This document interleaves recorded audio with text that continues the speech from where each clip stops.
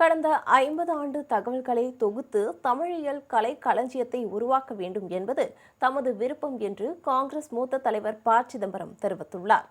மதுரை கலைஞர் நூற்றாண்டு நினைவு நூலகத்தில் தமிழ் வளர்ச்சிக் கழகம் சார்பில் தமிழியல் களஞ்சியம் நூல் வெளியீட்டு விழா நடைபெற்றது.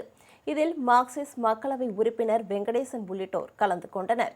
நிகழ்ச்சியில் பேசிய ப. சிதம்பரம், தமிழ் வளர்ச்சிக் கழகத்தை மேம்படுத்த தமிழக அரசு 2 கோடி ரூபாய் வைப்பு நிதி வழங்கியதை சுட்டிக்காட்டியுள்ளார். தமிழ் வளர்ச்சிக் கழகத்தில் சார்பில் 1 கோடி ரூபாய் வைப்பு நிதியாக அளிக்க உள்ளதாகவும் அவர் குறிப்பிட்டுள்ளார். தமிழ் கலை களஞ்சியத்தின் திருத்திய பதிப்பு அல்லது மறுபதிப்பு வெளியிடப்படும் என்றும் அவர் நம்பிக்கை தெரிவித்துள்ளார். 52 ஆண்டுகள் 54 ஆண்டுகளை சேர்த்து இதை பிரிக்கலாம்னு ஒரு ஆசை. அந்த ஆசை எல்லாருடைய வாழ்த்துக்களும் இருந்தால் நிறைவேறும் என்று நம்பிக்கை. இன்னும் சொல்ல போனா அரசே ஒரு வரி, கலைக்களஞ்சிய வரி போட்டு எல்லாத்தையும் ஒரு ரூபா வசூலித்தாலே கூடிய ரூபா அத சொல்லலாம். ஆனா அரசும் உதவி செய்ய தயாராக இருக்கிறது.